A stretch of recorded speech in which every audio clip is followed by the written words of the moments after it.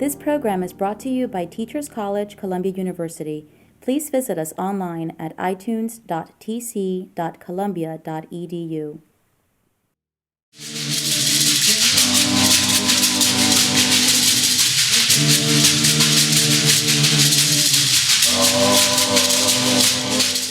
A cushion in there, which means that I'm relying upon you to do two things.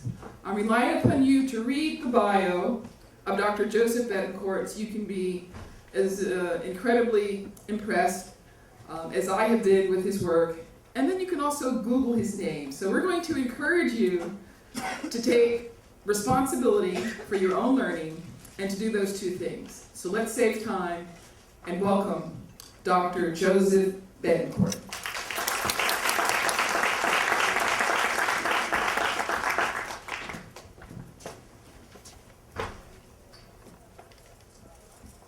Well, you know I am calm, centered, and balanced right now after this morning. I want to thank you all. First of all, thank you for that kind introduction. And I want to thank you all for taking time out of your busy schedules to come and share this discussion. And this is a discussion because this is a movement. I don't come here to speak to you and tell you about what the right things are. I come to you humbly as somebody who is with you in the battle to achieve global health equity and domestic health equity. And just share with you my thoughts and my perspectives along my road, and hopefully have a chance to learn from you as well. So I thank you all again for your attention and your kindness, and I look forward to answering questions as we go through. Just to tell you a little about what I do and more importantly why I do it, and then we're going to jump into our discussion today. I am currently a practicing internist. I spend around 30% of my time practicing internal medicine in Boston. I am the director of the Disparities Solutions Center.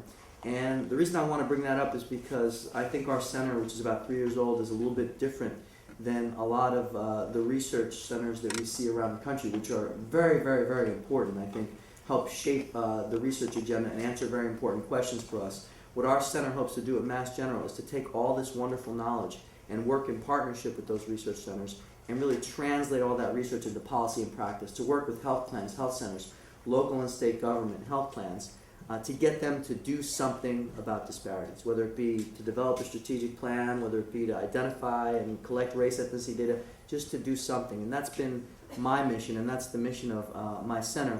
I also teach in the area of cross-cultural education, both at Harvard Medical School and at Mass General Hospital, again, trying to get my colleagues to care more about this issue and to do a better job with every patient they see, regardless of their race, ethnicity, culture, class, or language proficiency. But more importantly, let me tell you why I do this work. I am originally from Puerto Rico. I grew up about 30 blocks north of here and a little bit west on 155th Street and Riverside Drive, where the issues that we talk about here every day were things that I saw in my family and things that I got to experience once I had the good blessings of going into medical school and things that I got to see as one of a few Spanish-speaking Latino medical students, to see how important the issue of language was, and really to learn every day that we were understanding and being taught all these wonderful algorithms for caring for people with high blood pressure and for managing diabetes and asthma. But if we couldn't communicate with the patient, care for them, and get them to buy into what we were trying to do, it all meant nothing. And every day I saw in my various places of training how people were receiving a different quality of care based on their race, ethnicity, culture, class. And that's what we call disparities today. And it's had many names, and it's not a new issue. And I'm going to talk about some more recent work, but my work did not discover disparities. I'm just trying to shine different lights on it to get people to care at the end of the day. Now, what I hope to do today, briefly, is really talk about the intersection between racial and ethnic disparities and cross-cultural care. And what I want to do is I want to tell a bit of a story as I do that. And I want to just spend a tiny bit of time on some data. What are disparities? Kind of how are we pitching this? When I go and speak to, which is what I do the most, try to speak to people who really don't understand this issue, and I'm trying to get them to care. How do I frame it up for them? How do I try to let them understand it? And talk about disparities in health and healthcare. Then what I want to do, and I think it's very critical to do this, is to bring the patient's voice into the room. I want to take a few minutes to bring the patient's voice, and I'll explain how we're going to do that, but I think it'll be very powerful, very moving, and it will give all this data and all this policy work and all this commitment that we are sharing here today, will give it energy, because we will see how people are really struggling with this issue, how there are faces behind this data that we'll be talking about today, and then end with just a couple of points of what can we do? What are the daily things that we can do? What are the little things that we can do? Because I would argue that everybody can do something in their day-to-day work that can help make a difference on the issue of equity and eliminating disparities. So, to jump in, I just want to share one data slide. And this is the diabetes-related death rate in 2004, and here you see deaths per 100,000 population. And this is data that came out of the federal government, Department of Health and Human Services. This data emerged, and this movement emerged through President Clinton's initiative on race in 1999, going into 2000. And here what we see is when you look at the diabetes-related death rate and you stratify by race ethnicity, we see differences in health outcomes when you stratify by race, right? So you see white, Black/African American, Hispanic/Latino, American Indian/Alaska Native, and Asian Pacific Islander. And these are what we call disparities in health. And I'll mention two quick things about this slide. Number one, we probably know the most about black-white differences in this country because of the way we've collected data. Many of our states have collected health statistics using 2 or 3 categories: white, non-white, or white, black, and other. So as it comes to learning about the disparities in health for some of these other communities, we're getting there, and I think we're just at the tip of the iceberg. The other important point that I would make here is that you understand that within every one of these bars there's incredible diversity, and one bar cannot a whole population's experience make. So here you see African American/Black and the difference in diabetes compared to whites, but thinking about that bar and how within that bar are represented immigrants from the African continent, African Americans who've been here for several generations, individuals of African descent from the Caribbean. If you look at the Hispanic Latino group, again, incredible diversity. Every one of these groups has incredible diversity. If we are ever going to really get to the point where we eliminate and address and eliminate disparities, we need to dig underneath those big categorizations, because what we're doing with this data is just more stereotyping. We're just using generalizations. It does give us a 30,000-foot look at the issues, but clearly we understand that, for example, a newly immigrated El Salvadorian immigrant is going to have a lot more challenges with managing their diabetes than perhaps a Puerto Rican who's been here for 2 generations, speaks the language well, can read, write, and knows how to navigate the system through trials and tribulations over time. And so we have to look at those subgroup differences, and that's something that we preach all the time to folks when we talk about this disparities work. But at the end of the day, I think it's important to look at this one data slide and say, well, why do we see these disparities? What is going on? What are the major causes for these disparities?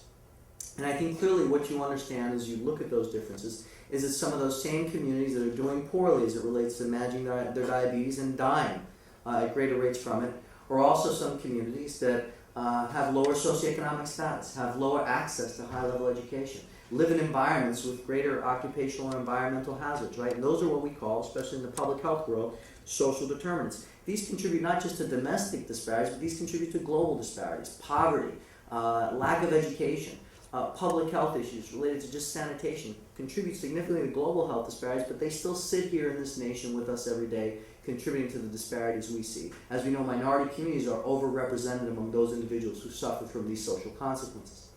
If we think about asthma, and I've had the great pleasure of speaking to groups here in this room around asthma in the past, and you know that if we just go down the block and draw a line on 96th Street, and we look at the asthma prevalence above 96th Street and below 96th Street, it's worlds apart.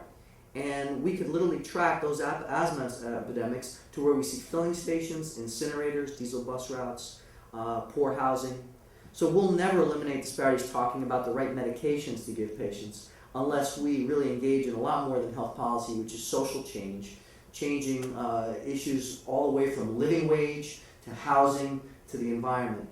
That's when we can really eliminate disparities. We're talking about diabetics, and if I'm able to tell my diabetic patient that they should walk and they should eat the right healthy foods, yet they live in a community where there's no sidewalks, it's dangerous to walk at night, and all they have is small bodegas in the neighborhood that just have processed foods with long shelf life and no healthy fruits or vegetables, and if they have them, they're more expensive, which we all have seen in the literature.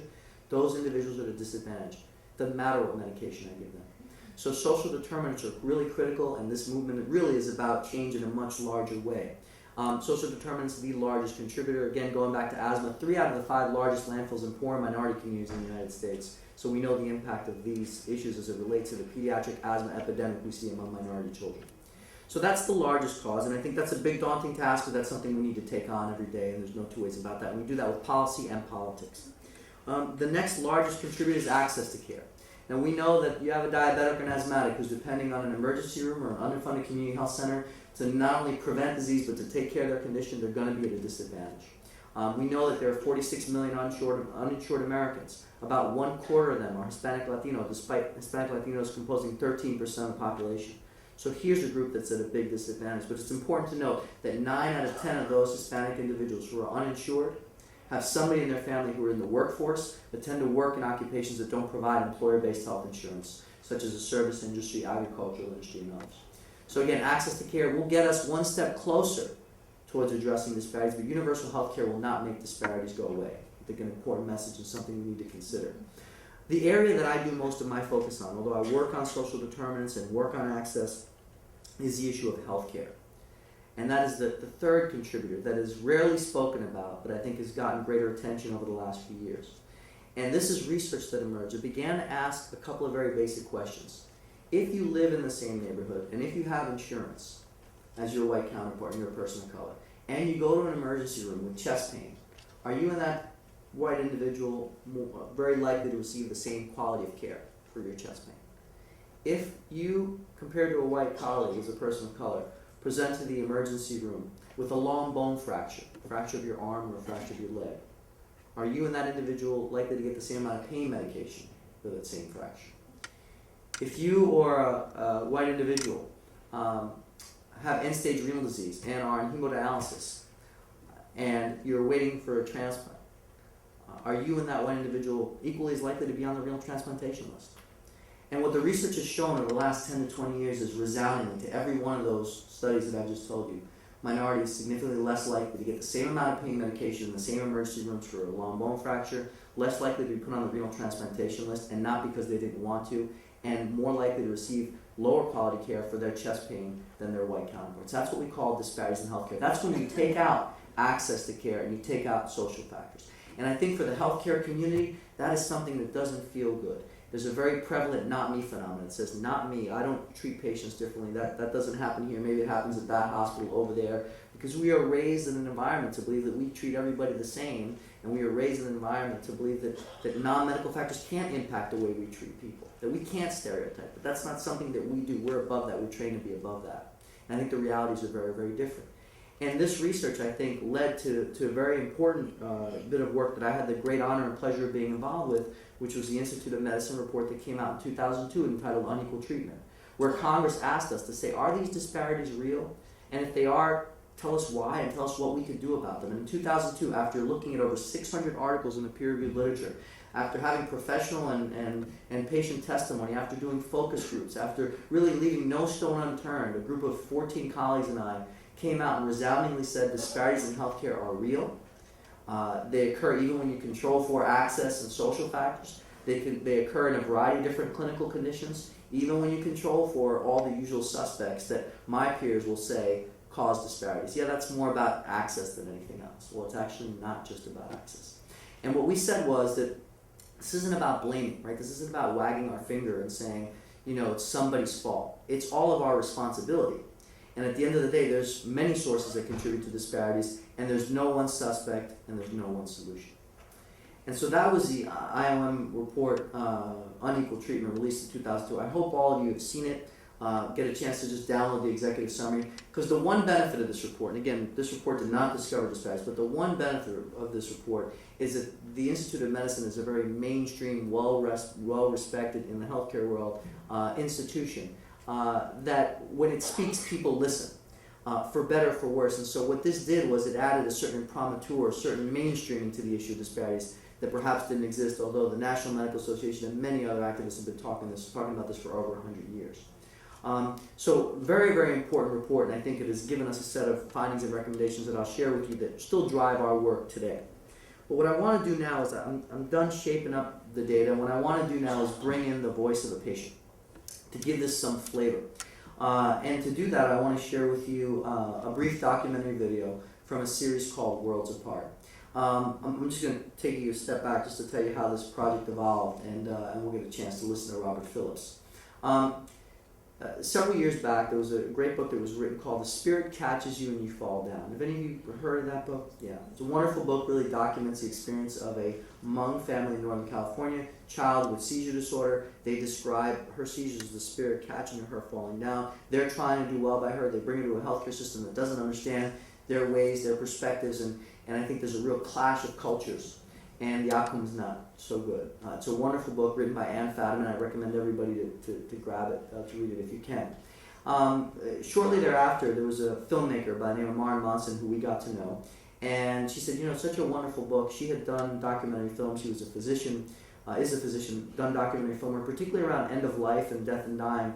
And said, I'd love to bring Ann Fadiman's book to life. This kind of clash of cultures and real-time capture individuals with their experiences with the healthcare system that again could help move people and help them discuss these issues in ways that are meaningful and important.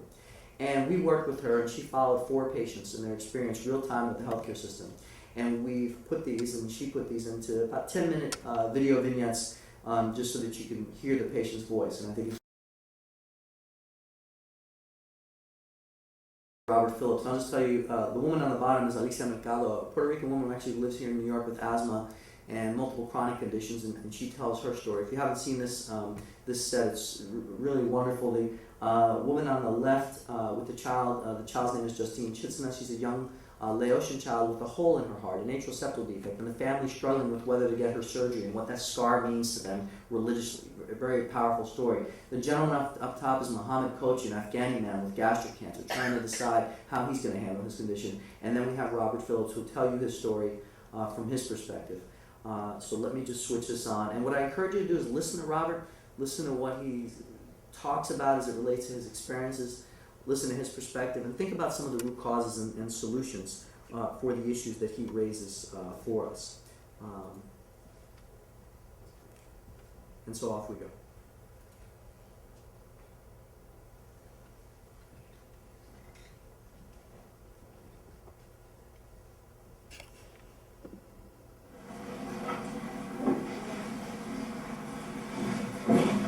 Your days are always interrupted. At a certain time, for 4.5, 5 hours, you're just not going to be doing anything. Hey. So I'm going out. I'll be back around 4:30. Okay, we'll go ahead and take this one. This one? Yeah.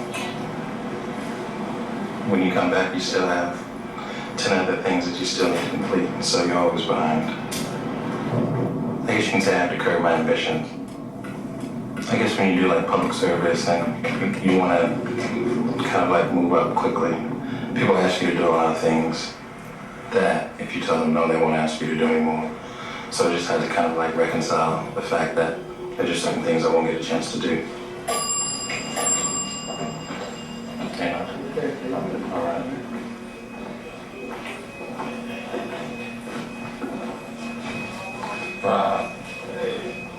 What's going on? I've been on dialysis for 2.5 years. 2.5 years.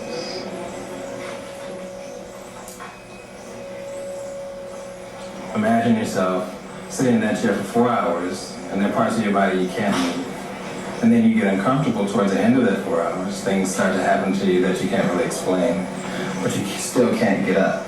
You still have to stay there.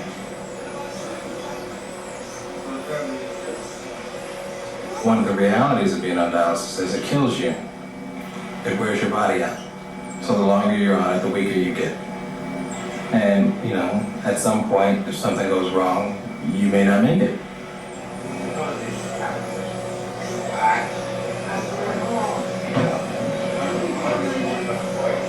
I wish the doctors were more concerned about how we cope. Like, the staff here is great, and that's kind of like what balances it out for me, that the nurses and the techs here have been very, very helpful. The doctors, on the other hand, and maybe that's just not their role in the medical system to be that person, but I just kind of, you would assume it would be, because they, at least in terms of preparation and ability to cope, they have the most specialized training.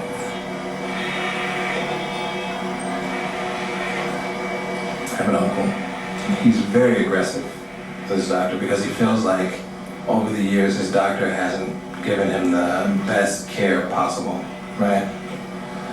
And you can see the response from the doctor with him is like, well, goddamn, why?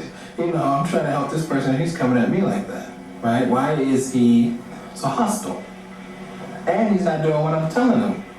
So he's beating me up and he's not doing what I say. So he got 2 strikes, right?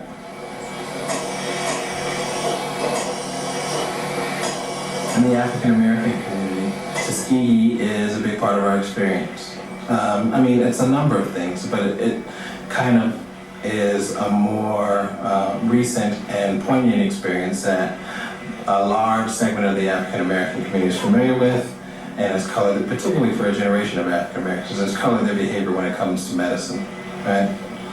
And that generation just implicitly doesn't trust doctors.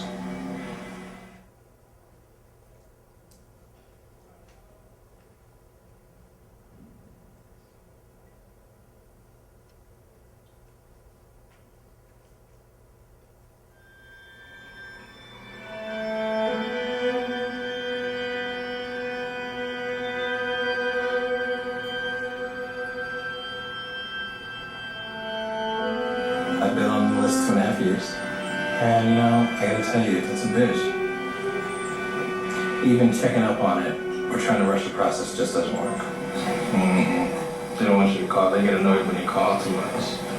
They're like, man, I told you your blood type is this, and this is where you're on the list, and when you rise to the top, I'll call you, don't call me no more. That's how they respond to you. They're like, man, I got a lot of patients, why are you calling me? I'm trying to manage this. You're making my job harder. Leave me alone. I get in touch with you when you're all right.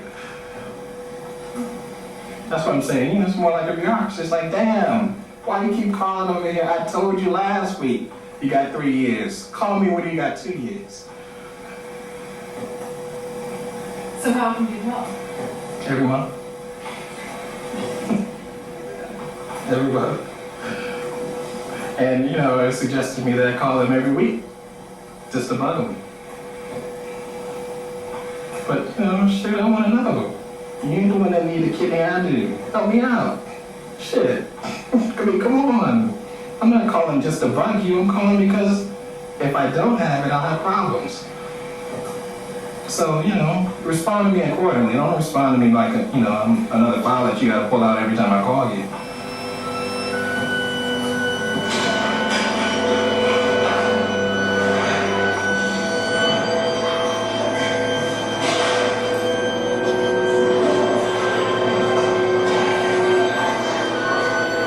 There is a big attitude, like, he's not gonna take care of himself, or why give him a kidney now? But I can give someone else who's a more productive member of society a kidney. And then there's also this perception that if an African American man who has hypertension and diabetes is just gonna ruin it anyway. So why give him a kidney? When all these other folks who are more deserving should get it. Which is nonsense. Nonsense.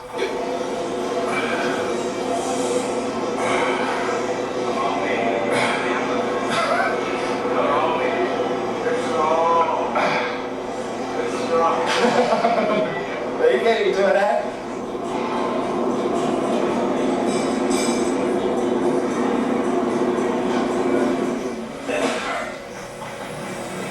Most of the white patients here either have had transplants or are going to have transplants. Most of the African American men here are they're kind of in it for the long haul. I know there's research to back that up, a lot of quantitative research to back that up, but anecdotally it just seems like there's a big disparity. A big, big disparity. And a lot of folks voice it, particularly in their despair. You can hear it. I mean, when they talk to the nephrologist, they don't like talking to the nephrologist because the nephrologist only has bad news.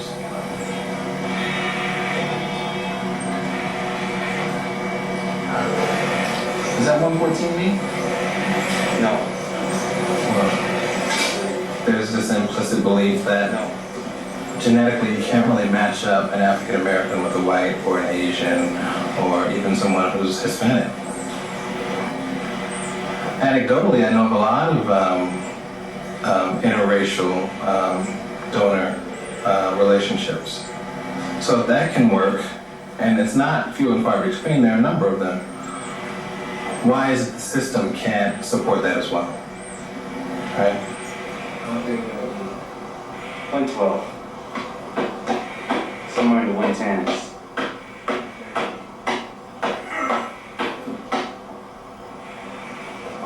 110s. 110s. What is it? 95 over 42. All right, hold on.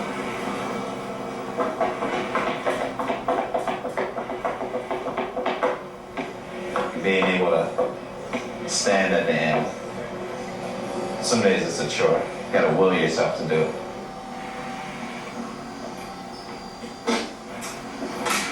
Ready? Yeah, get my way.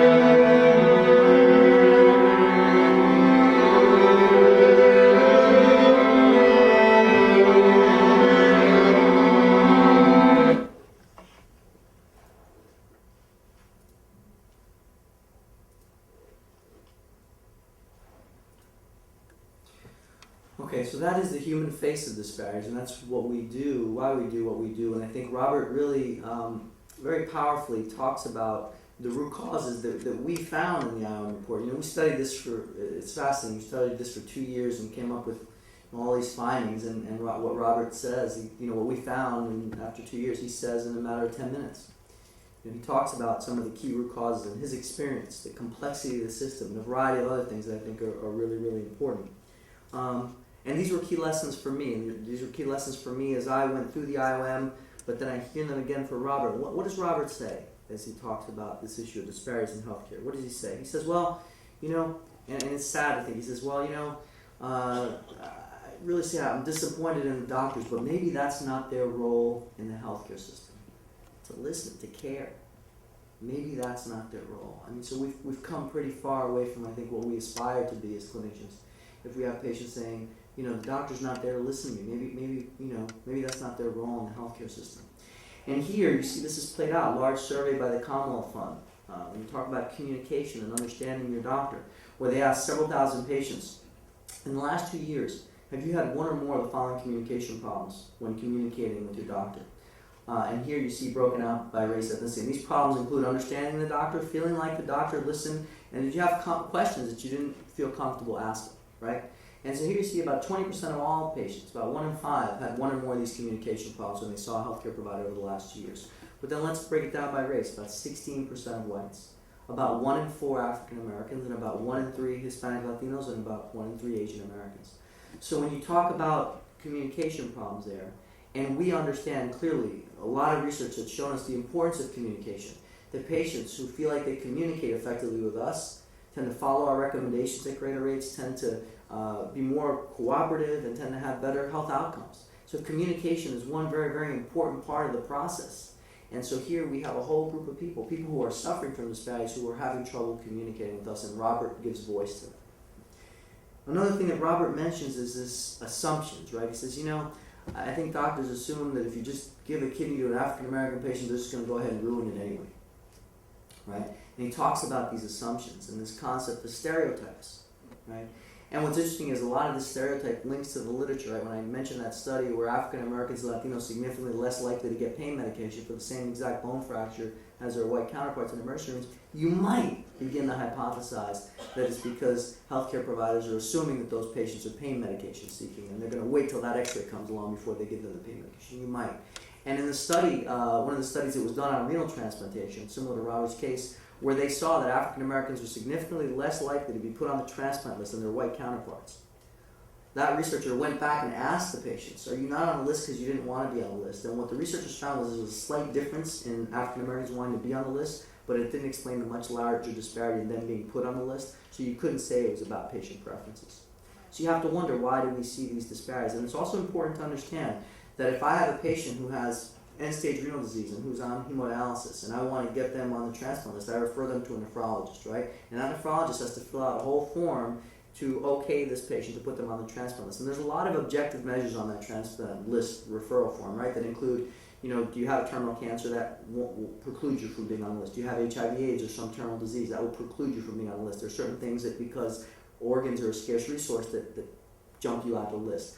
But in addition to the objective measures, I think, which are important and are evidence-based, there are a couple of subjective measures. And one of them is, do you think this patient can adhere to a very complex immunosuppressant regimen and really take care of that kidney? And has this patient had any mental health problems in the past that might preclude this patient from being able to carry through this very rigorous procedure? And that's left all in the decision-making, in the subjective decision-making of a clinician who maybe is meeting this patient for the first few minutes and now has to pass these judgments on a patient. And so for me, I'll tell you, this concept of assumptions and stereotyping was fascinating. It was perhaps one of the most interesting things that I learned as part of my Institute of Medicine experience, right? Because here's the deal. We began in our discussions in the IOM to talk about root causes. And, the clinicians in the group said, we don't, not me, we don't treat patients differently, and we had a couple of social psychologists who were on our committee, and they said, it's really nice that clinicians aspire to not, succumb to any stereotypes, but that's just not the way humans work. And of course, many of us said, well, what do you mean? How does that occur? And they said, well, they began to educate us, right? They said, we as human beings take information and put it in folders in our heads. There's a great book by Malcolm Gladwell called Blink that talks about this, a whole chapter on this. And you could go to this website, it's called implicit.harvard.edu, the implicit association test, and you could actually look at what you have subconscious preferences. And let me talk you through this a little bit more. So what they say is we take information and we put it in folders in our heads. And when faced with a situation, we take that information that's on the top of the folder, and that process happens in the blink of an eye, literally like at a flash. It's subconscious, and you take these assumptions and they happen, right? And in some ways that gut instinct can be very helpful to you, but in some ways it can betray you, right? And let me give you a clinical example of this and how this works. In the first and second year of medical school, when you see a patient with a fever and a cough, you get to spend 3 hours with that patient, right? Asking them all types of, lovely questions. Have they traveled to the desert at any point? Have they been to a conference where they might get, legionnaires? You have 3 hours where you could sit and spend and kind of, get all this information. And, you write this glorious 15-page note that maybe 5 people read in the chart. It's magnificent. And, it's all good. And you have a differential diagnosis, a list of that thing that could be causing the fever and the cough. It's maybe 10 things long, right? And that's great. Works well. You've learned now. Then what happens when you're a third-year medical student? Now you only have an hour to spend with the patient. And, you get your information, same patient with a fever and cough. Or an intern. Now you're taking care of 20 patients. And now you have half an hour to take care of the patient. What happens? Well, you're beginning to gain experiences, right? You see fever and a cough are usually these 3 things, so that's where you begin. And that's what you call a quick connect, a cognitive heuristic, and that helps you because you can't generate a 20-thing differential diagnosis for everybody. You'd never be able to see all the people you need to see. It's impossible, right? So you get conditioned, and this is helpful. And this is an example of where these quick connects can be helpful. You could always rule out other things, but that's where you begin with your gut instinct. And that's happening in kind of blink an eye. You develop clinical sense and all that stuff. It's all good. So, but what the social psychologists begin to say is, it can be helpful in certain circumstances, but not so helpful in others. And particularly as it relates to stereotyping or these quick connects around people, based on your experiences, things you've seen in the media, things you see on TV, and things you hear about different people, some experience you may have had. And they say that we all stereotype, we all make those quick connects automatically. And we stereotype group characteristics to individuals. And then this is when we don't want to, when we don't know we're doing it, when we don't think we're doing it. And they say that we all look for cognitive shortcuts. It's the way the mind is wired. So it's not about you being purposely racist. It's about the fact that this is just a normal human process that can go very awry, that could go the wrong way. And they say that we stereotype the most on issues we can see with our eyes: race, gender, and age. And here's the kicker. They say we stereotype the most. These stereotypes are activated the most when we don't even know it, even when we're well-intentioned. They're activated the most when we're stressed, when we're under time constraints, and when we're multitasking. That doesn't describe the healthcare environment at all, I'm sure, right? So here you have, a healthcare provider whose beeper's going off, a nurse is calling, they're writing a chart, they're making some orders, and they got to make a decision about whether this person can be adherent to an immunosuppressive regimen, or whether this person really has pain in there, due to this potential fracture, right? And so let me just tell you my personal experience, because I heard this, and I was still a little doubtful. I said, I don't think I do that. I'm like the disparities guy. I'm not treating my people differently. I'm like, I'm looking out after I'm making sure that I'm not succumbing to these issues, right? And so, I had to go home that day that the social psychologist talked about this, and I went home to the hotel room that night after we had these debates, and I had myself a little glass of wine, trying to kind of shake things loose a little bit, just kind of relaxing, getting calm, centered, and balanced. And I started to say, do I stereotype? Have I ever done that? Do I do that? And I began my clinical practice here, less than 10 years ago, when I was affiliated with Cornell. A lot of my patients, because I was Spanish speaking, about 75% of my patients were Spanish speaking, came from this neighborhood, from Queens, from the Lower East Side, and a lot of Latino patients. I love them. I'm speaking Spanish all the time, and it's great, and I want to do well by them. And it's flu shot season time. It's October, right? And so I'm excited. I'm going to get all my patients a flu shot, and I'm looking out, and it's all going to work out, and so it's great. And my first Latina patient comes in, and she sits down. I have 15 minutes to see her, by the way. And she has asthma and diabetes and high blood pressure. I'm going to get her flu shot, and I begin. I say, Señora, tengo la vacuna. La vacuna es muy importante. Le previene influenza. The whole scoop and this and that. And 10 minutes, I'm walking through this whole thing with her, and I'm waiting for that yes. And she's smiling. I'm smiling. I say, Señora. She goes, No, doctor, no lo quiero. Not having it. Don't want it. And I got 5 minutes on. I said, Señora, did you have a bad experience? I start pulling out some cross-cultural tools. Did you hear anything? Like any family experience, any perspective about the flu shot? And time's up. Okay, well, let's check your hypertension, diabetes. Okay, next. All right. Next Latino patient. Señor, guess what? Tengo la vacuna, se la quiero dar, blah, blah, blah. The other, we go back and forth. 9 minutes. Now I've cut it down an extra minute. And I say, Señor, vacuna? No, no lo quiero. No want it. Okay. All right, so 2 down. Then the next Latina patient comes in. I say, Señora, guess what? Today's your lucky day. I have la vacuna. I'm going to give it to you, and it's good. Flu kills, by the way. And, so now I'm trying to scare her a little bit. Flu kills, and flu's not the cold. And, this is like serious business. I need somebody to get a flu shot here. These things are getting hot on my counter. So, flu shot. And she says, no, doctor, no quiero. My next Latina patient, Señora, guess what? I'll give myself one, and I'll give you one. You can give me mine. Like, somebody take a flu shot. We're going through this whole thing, and no flu shot. And so, off I go, right? I'm going through October, I'm going through November, and I'm hearing, no doctor, no doctor, no doctor, no quiero, no doctor, no doctor. Right? 90% of my Latino patients are refusing a flu shot. And January comes along, and patient number 485 sits in front of me, and it's a Latina with hypertension, diabetes. How many minutes, and how do you think I offered the flu shot to her? It was more like 30 seconds, and I said, Señora, so you have hypertension, diabetes, and asthma. By the way, I have the flu shot. You probably don't want it, but you just let me know if you do, and I'm happy to give it to you, and, I'll give it to you, right? So what happened to me? I got conditioned, right? It's a normal experience. I began to think all Latinos don't like the flu shot.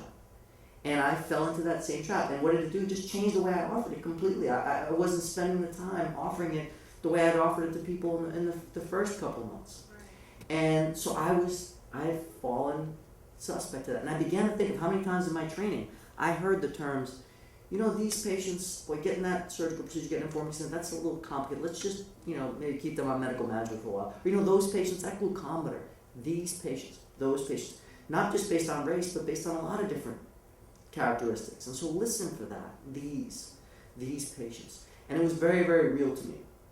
And people always ask, well, why didn't you Latino patients want the flu shot? Well, I learned a lesson that year, right? So, starting out with a 10-minute lecture about the flu shot was not the way to go. And I used some different cross-cultural skills. And I began by saying, how do you understand the flu shot? First question I asked, because I want to offer it to you. Do you have any fears or concerns? And the conversation was very different and way more efficient, because I learned, that their concerns were not unlike other patients' concerns. They got the flu shot, and they had a, bad reaction in their arm. And so I began to diffuse that right there early on, not waiting 10 minutes or 11 minutes later. Or, they got the flu shot and they got a cold, and I had to just work on the fact that the flu shot wasn't a cold. Or, they heard that the neighbor up in 19J got the flu shot and her liver blew up, but somehow it came back together, but I'm not on my liver blowing up, so I'm not, so, say the liver doesn't really blow up, and, you kind of go through that. But that was the difference. It wasn't that they were any different. They adhered to their belief, and they weren't on the web. They were listening to the neighbor in 19J. They were listening to their prima. They were listening to somebody else in the family. But that's what stereotyping. Does that make sense to folks? 'Cause, I think what this does is this changes the conversation from one where people say, are you saying that I'm racist, to saying, let's think about how we could all be making decisions that might be different. We are not above stereotyping. That's not static, that doesn't affect us. We're human beings, and of course it affects us. And so that was stereotyping. Robert Phillips talks about that. And then finally, it's the issue of mistrust. He talks about the Tuskegee syphilis study. He says this issue has tainted a whole population's perspective on health and healthcare, right? And it's not just Tuskegee. He talks about it. It's medical experimentation, it's segregation, it's racism, it's discrimination, vestiges that we still see today in the way our healthcare system is organized. And he talks about this. And this is played out in a large survey by the Kaiser Family Foundation, where they asked several thousand patients in the past, have you been ever treated unfairly in the healthcare system based on your race, ethnicity? 35% of blacks, 36% of Latinos say that they've been treated unfairly in the healthcare system based on their race, ethnicity. But here's the kicker. In the future, are you concerned about being treated unfairly in the healthcare system based on your race, ethnicity? 65% of blacks surveyed, 58% of Latinos concerned about being treated unfairly in the healthcare system based on their race, ethnicity. These are people who we may have never seen, who I may be seeing for the first time as my patient, but the white coat I wear, the hospital I sit in, our nation's history, the city's history, is all sitting in that room with me. And if I don't acknowledge it, the therapeutic relationship is at a disadvantage. If I don't begin to just acknowledge it, mistrust might exist in that relationship. And I think Robert Phillips gives that voice. So to summarize the IOM and to just end with what we can do, the IOM talks about increasing awareness, having discussions like this, moving it from this activist space to say we have evidence, it shows this is real, let's get past that, let's figure out what we could all do, making our systems more supportive, supporting the therapeutic relationship, collecting race ethnicity data, because we can't monitor for disparities unless we collect that data. And that's a hard pill to swallow for a lot of patients in our communities who say, well, why do you want to know my race? I'm concerned about you want to know because you're going to treat me differently. And we have to change that message to say we need to make sure you're being treated the right way by collecting your race. Doing work in quality improvement, using evidence-based guidelines, not just about doctors, but multidisciplinary teams. And thinking about all the people who are involved in the healthcare team, and community outreach are really an essential part of this work. Workforce diversity, very quickly. Minorities, 30% of the population, about 6% of physicians.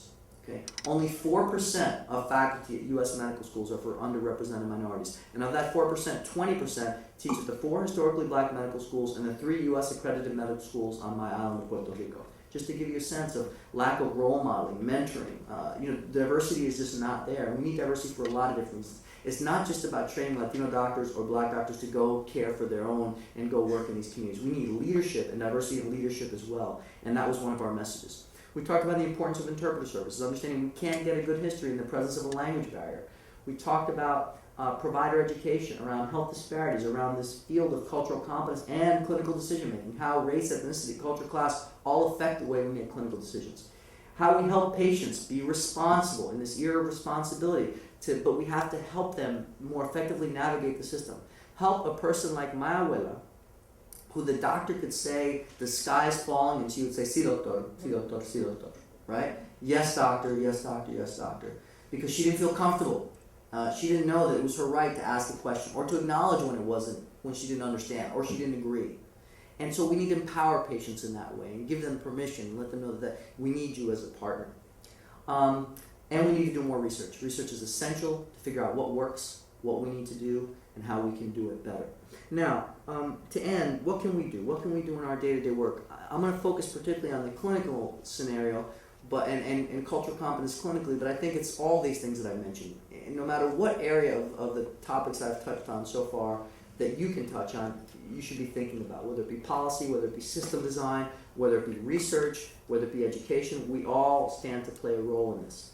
On the clinical side, though, I do believe that when we're caring for patients, and they're of a different culture, they're from a culture that we haven't any background in, or we don't have a lot of experience in, we need to have a framework that we can apply to that patient, a set of concepts, a set of ideas that we can help that individual patient be our teacher, that we can use to learn what social and cultural factors matter to that patient.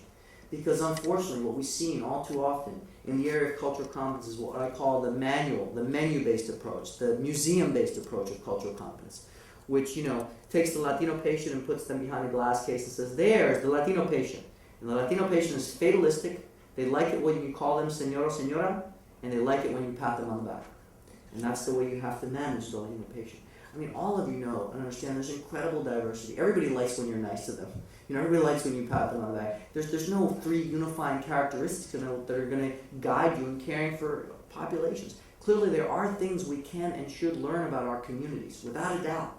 And so I'm not trying to say none of that matters. It absolutely does. But where it becomes problematic is when you begin to see a patient and you say, I learned that all blacks are mistrustful, so I'm going to assume that this person is mistrustful. That's not what Robert Phillips is talking about. Robert Phillips is saying, understand it might be there and just acknowledge it and maybe ask a question to see if it's an issue to that patient. That patient may say, for me, I'm empowered, I'm cool, I'm able to fight for myself, I'm not mistrustful. But at least the fact that you've asked a question, like a question I ask of all my patients, have you ever had a bad healthcare experience that I should know about? Or what did you not like or like about your last doctor? And very quickly you will see that they may say, that doctor never once sent me letters with my lab results. And I wonder, why was that? And then you're able to say, you know what? Here's what I'm going to do. I'm going to make sure you get a letter every time. If you have a question, you just call me. And something very simple like that could do so much to build trust. And so what we're talking about here is what we call a patient-based approach to cross-cultural care, which is understanding what key social and cultural factors matter for that patient. Not in a 2-hour anthropologic interview, because we don't have that luxury, but using it in a targeted fashion, like a review system, certain key questions that you could ask, that you could get at. Because many times you'll be caring for people and you have no clue about their background. Then what do? You have to be aware of these key issues. And you need to assess what we call our core cross-cultural issues. Styles of communication, how people communicate.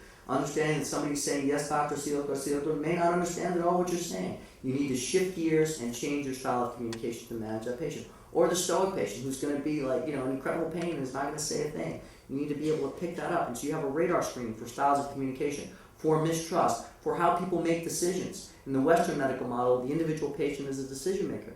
But in fact, what we see is that in many cultures, involving a spiritual leader, family, and others is really an essential way of the ways decisions are being made. So that is what we call a key core cross-cultural issue. You need to assess it for each patient. The role of the physician. We think, everybody needs healthcare. Absolutely. But some people may go to 5 places before they come see a healthcare provider. They may use 3 home remedies. We need to balance it out. We need to let them know it's okay for them to tell us, because it's safer if they tell us. And we need to work with them and say, if you want to have garlic for your high blood pressure, that's fine. But please also, if you take this medication, it'll help you with your high blood pressure. Let's find a midway point where we negotiate with patients, where we acknowledge their values and beliefs and work with that.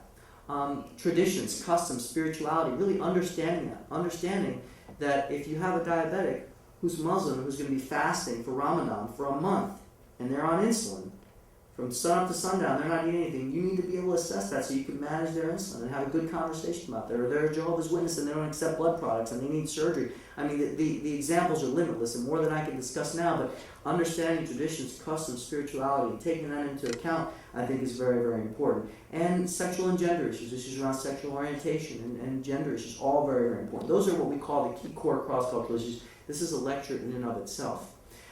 Getting at the meaning of the illness. How do you understand the flu shot, Senora? I'm not going to give you a lecture about the pros and cons. Let me begin with how you understand it and go from there. Let's dance together, not let me do my dance here and you're dancing over there and I smoke the little bit of time I have and then we're not communicating. That's getting at the patient's understanding of their condition. Determining the social context. It's a lot more than just asking a patient whether they drink, whether they use substances, what type of work they do, and whether they're married. I mean, those are important questions, but we need to get at their balance between their social supports and social stresses. Right now, we're at a time that has great social stresses. That's going to impact patients' ability to manage their condition. It's going to increase depression. We need to understand that right now in the world we're living in. And so getting at that social context is important. Environment change, language and literacy, life control. Those are all key things that we need to assess in the social context. And finally, negotiation. Again, meeting people halfway. Now, on the social context, environment change is critically important. We need to understand what people's previous healthcare experience was like. And I want to just tell a quick story. When I was practicing here several years back, I had getting ready to see a patient for the first time. And I walk into my office and the clerk, hands me this chart. It has a big scarlet letter on it, right? Difficult patient. And you know what that means. You get something like that, you're like, man, I got a bad chart today. That's a bad setup. So, I said, what's going on? Well, she always likes to be seen early. Like, what do you mean? Well, she's always coming like 6 hours early for her appointments, and that's what she does. And So, all right, okay, well, you know, I go in and I have a bunch of patients I'm seeing, but, you know, her appointment's at 2 o'clock and it's like 9 o'clock in the morning, and I'm going back and forth, kind of like hiding my charge. She's a Mexican-American woman, she's about 81 years old. And finally I get her in about noon. I get her into my office, I see her, you know, get everything squared away, and I leave, and I go to the clerk, and I say, you know, you guys labeling patients, difficult patients, you know, just, I got the answer, just give her a 10 o'clock appointment. You guys are always probably giving her afternoon appointments, just give her a 10 o'clock appointment. Okay, you just gotta laugh at this. Okay, it's fine, I'll give her a 10 o'clock appointment.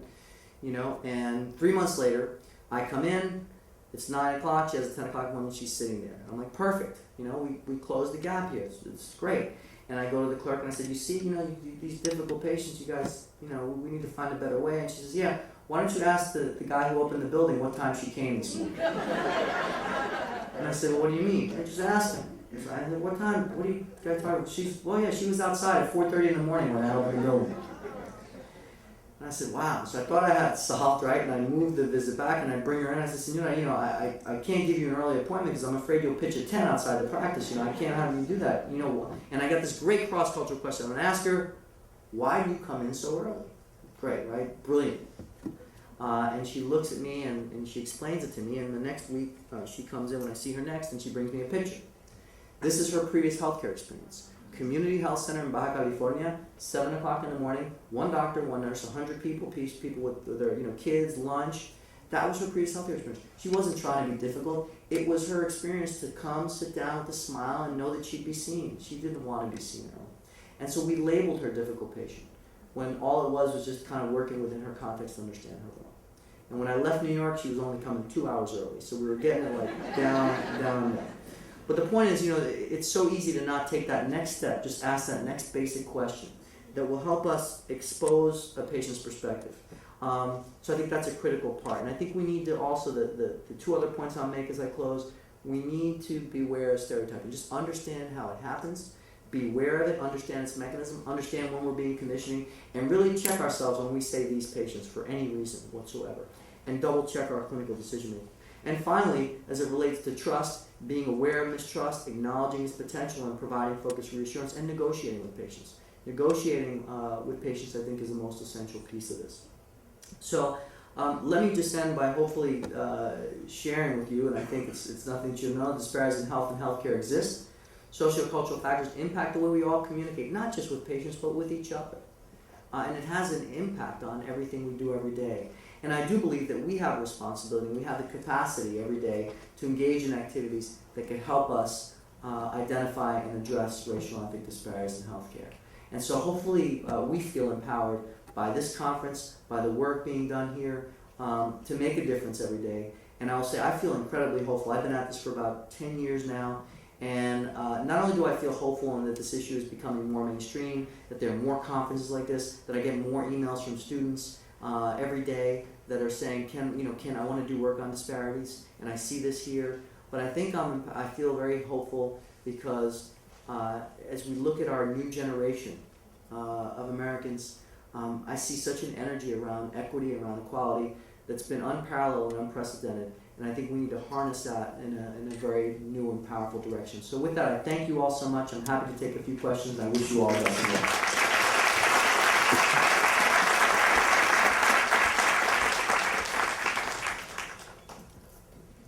Okay, we have time for one question. But make it a good one. No pressure, madam. Yes. Come up to the mic. Okay.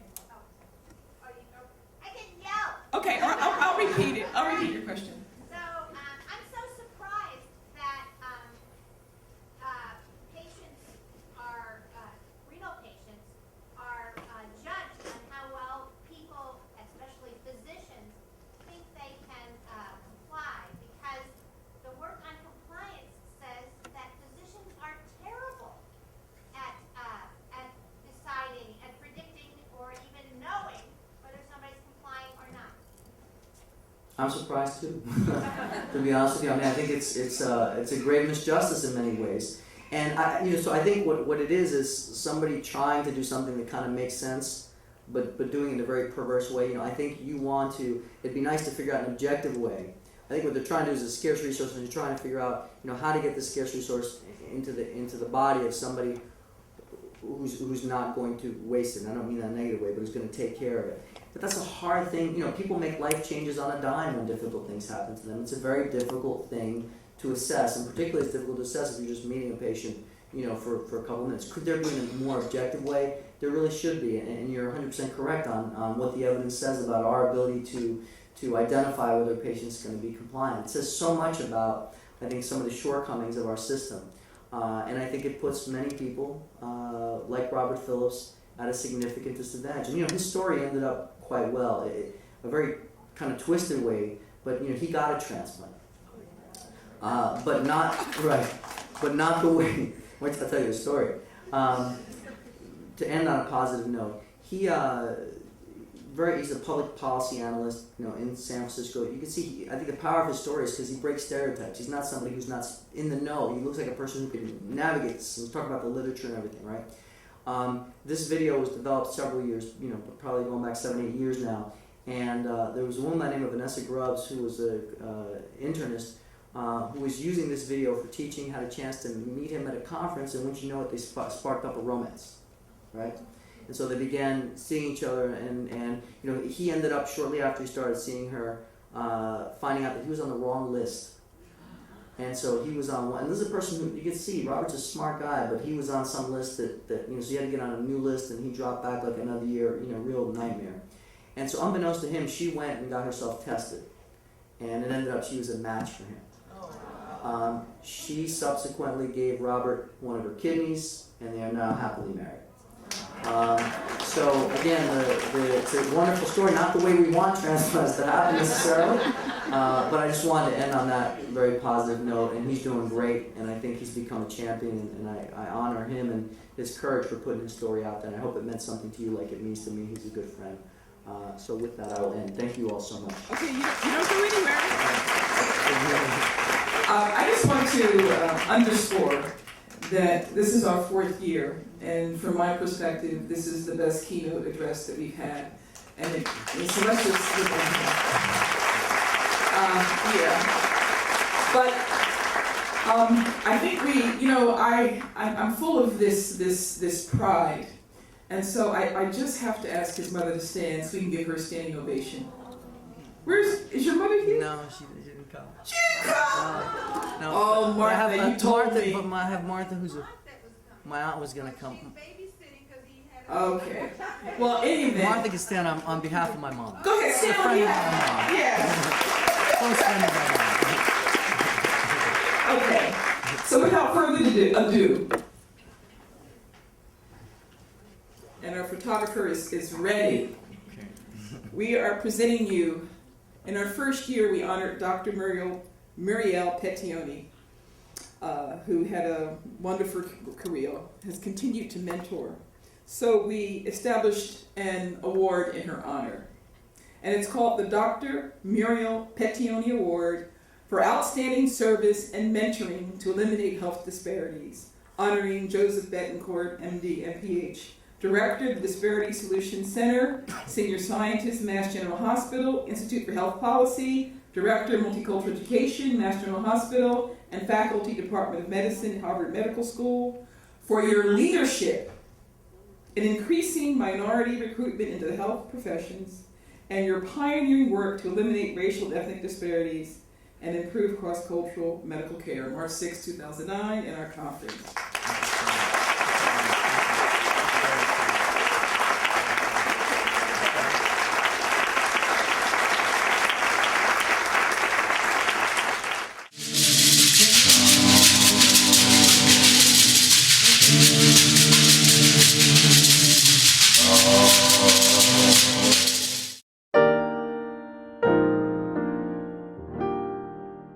The preceding program was brought to you by Teachers College, Columbia University. Please visit us online at itunes.tc.columbia.edu.